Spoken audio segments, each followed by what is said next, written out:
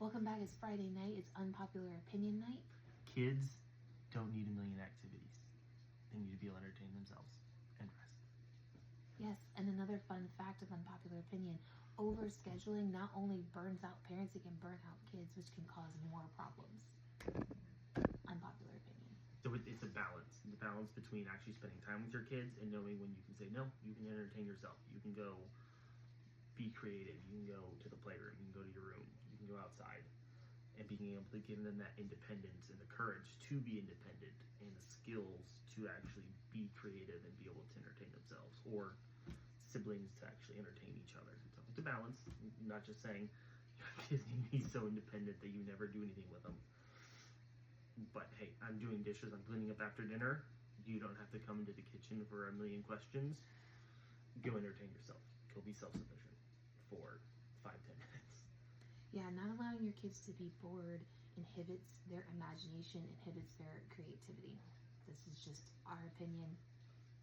And constantly signing them up for things that you liked as a kid or you want to see your kids do as a parent because you want to fit into groups or cliques isn't necessarily the healthiest thing either.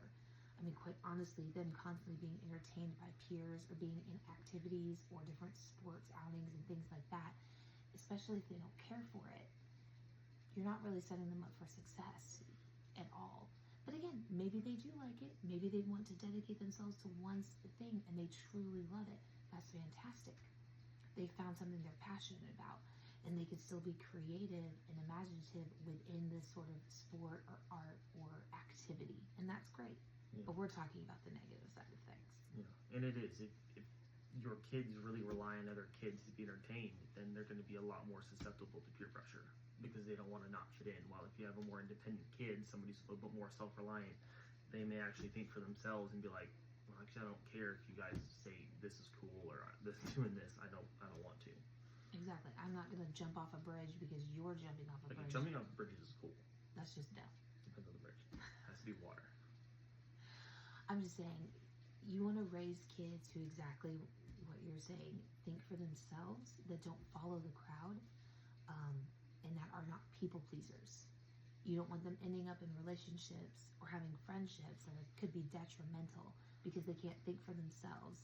They're following what culture says, what social media says, or constantly what your parents are telling you to do. That can also lead to bad things. I'm not saying let your kids be disrespectful. I'm not saying let your kids walk all over you like a doormat. What I'm saying is if you have a kid that challenges you, it's a good thing. It's not the worst thing. It's not the worst thing. So it don't can be break shaped, that. not broken.